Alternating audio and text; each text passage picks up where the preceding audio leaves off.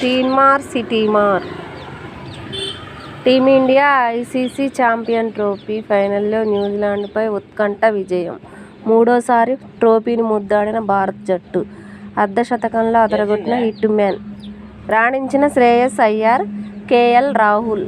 అజేయంగా టోర్నీని ముగించిన Bharat.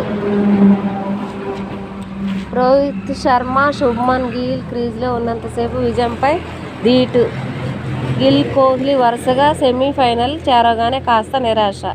Run rate తగ్గుతున్నా Rohit ఉన్నాడనే భరోసా. Captain కూడా అవుట్ అవగానే Nirvedam.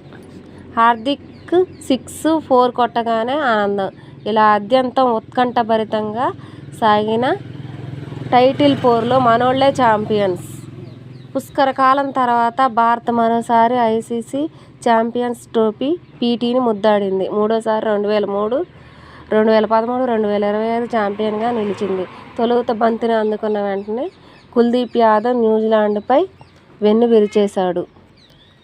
Kiwis heroes Sachin Ravindra, Kane Williamson బాట పట్టించాడు. భారత బౌలర్లు కివీస్ను 2051 పరుగులకే పరిమితం చేశారు. ఆ తర్వాత రోహిత్ శర్మ 76, శ్రేయస్ అయ్యర్ 48, కేఎల్ రాహుల్ 34 సహకారంతో భారత్ విజయ తీరాలను చేరుకుంది. 2019 ఐసీసీ వన్డే వరల్డ్ కప్ సెమీఫైనల్లో న్యూజిలాండ్ చేతిలో ఎదురైన ఓటమికి బదులు తీర్చుకుంది.